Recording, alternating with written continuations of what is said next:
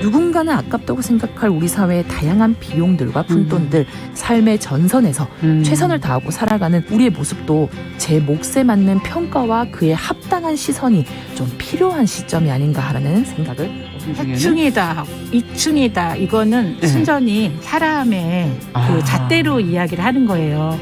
곤충이 우리 사람보다 몇 억 년 먼저 지구에 나왔거든요. 호모 사피엔스의 선배다, 이렇게 얘기를 해요. 남성의 입장에서 여성의 입장을 이해하는 사람인 거죠. 그래서 사실 이 역지사지의 태도가 한국 사회로 지금 필요한 것이 아닌가 그런 생각이 들고요. 세상을 보는 따뜻한 시선, 정용실의 뉴스 브런치. 네, 정실의 뉴스 브런치 듣고 계신 지금 시각 11시 31분입니다. 필환경 시대를 맞아서 기후변화의 심각성을 돌아보고요. 환경 이슈 살펴보고 있습니다. 환경하자. 서울환경운동연합의 이유리 팀장 잘해 주셨어요. 어서 오세요. 네, 안녕하세요. 오늘 어떤 얘기를 좀 해볼까요? 제가 지난 1월이었거든요. 예. 1월에 유럽의 그린 텍소노미에 대해서 말씀을 드리면서 맞아요. 국내에도 같은 의미의 녹색 분류 체계가 있고 또 이 작년 말에 만들어진 한국형 녹색 분류 체계에 원자력 발전을 추가하려는 움직임이 있다라는 최근 이슈를 네. 같이 말씀드린 적이 있었습니다. 그렇습니다. 그런데 이제 최근에 4월 12일이죠.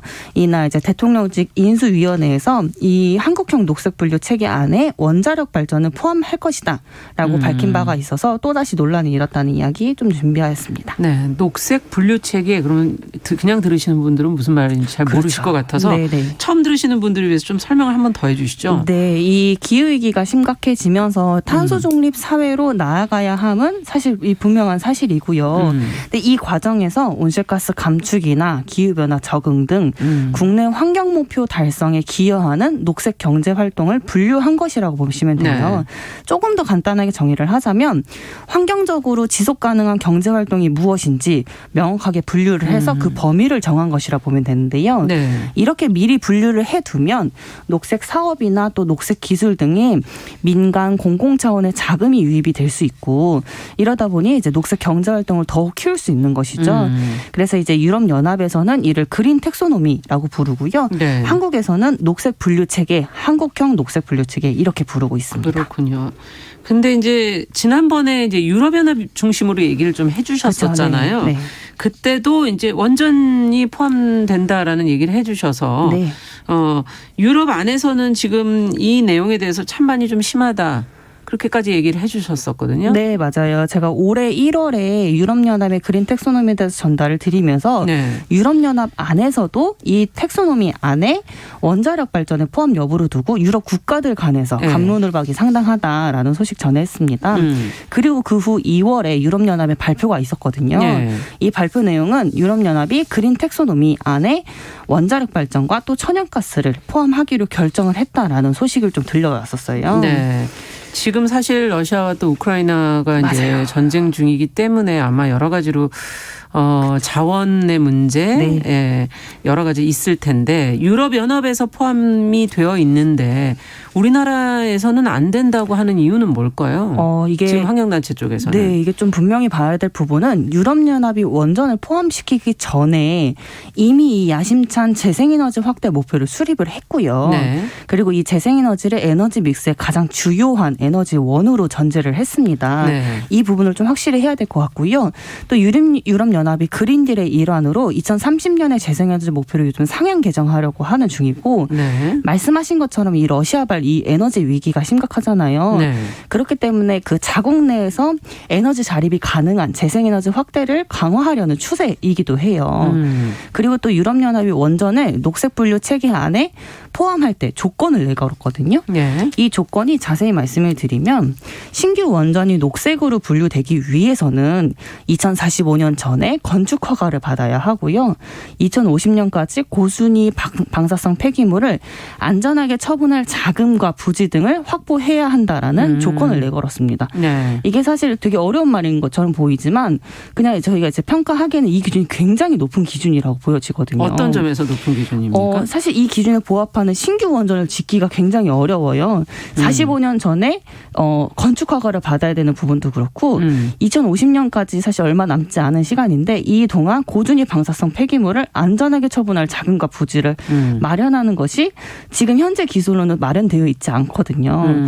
그렇기 때문에 이거를 확보를 해야 된다라는 전제 조건을 내걸었다는 것은 굉장히 높은 기준이라고 보여지거든요. 네.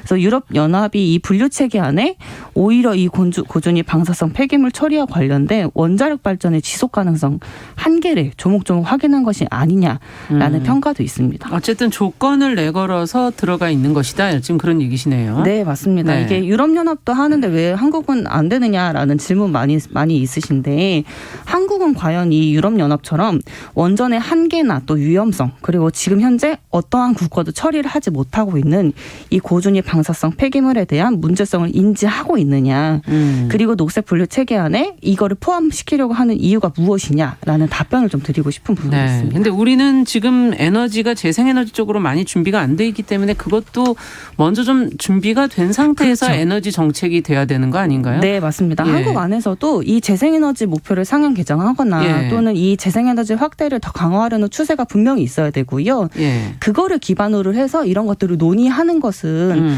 조금 더 내다봐야 되는 문제라고 보여지거든요. 네. 재생에너지가 사실 우리 한국 안에서 그리고 모든 국가 안에서 가장 주요한 에너지원으로 전제하는 것은 분명히 필요한 사실이거든요. 네. 네. 자, 근데 인수위가 지금 이제 원전을 포함했다고 아까 말씀을 하셨죠. 네. 어떻게 생각을 하시는 건가요? 이게 이제 인수위에서 이제 8월 중에 이 녹색 분류 체계 안에 원전을 포함하겠다라고 밝힌 부분이 있었는데요. 예.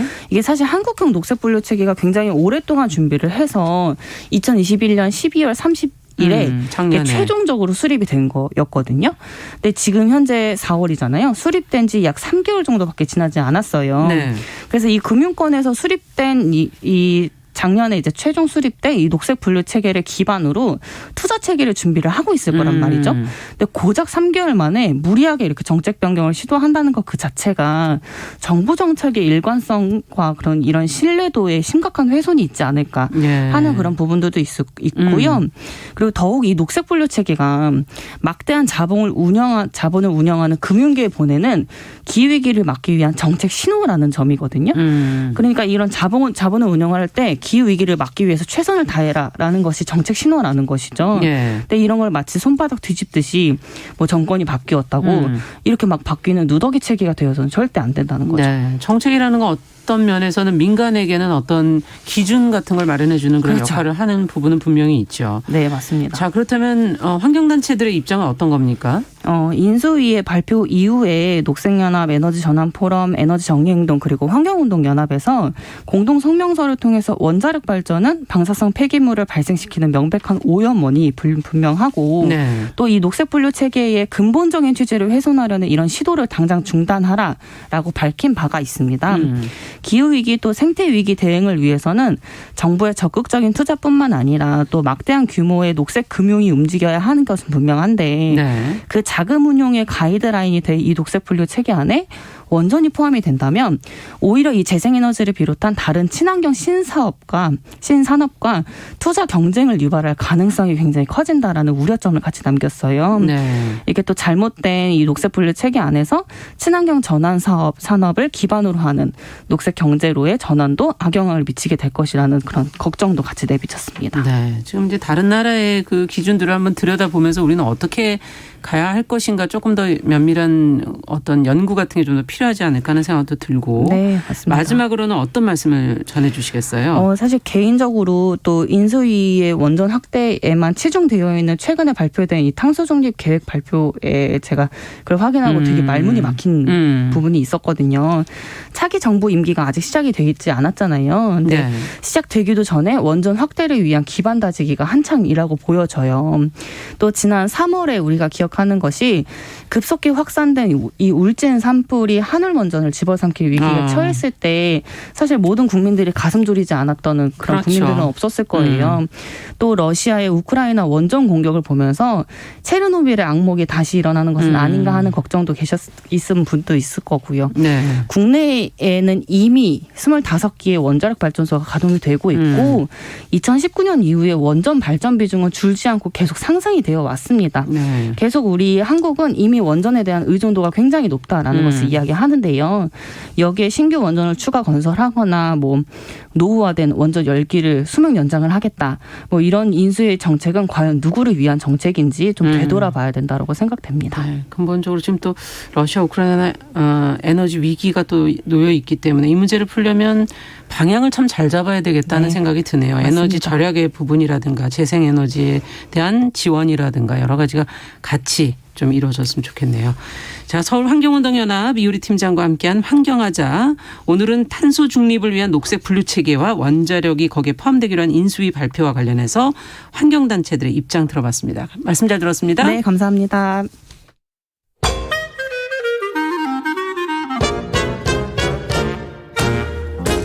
모두가 행복한 미래 정용실의 뉴스 브런치.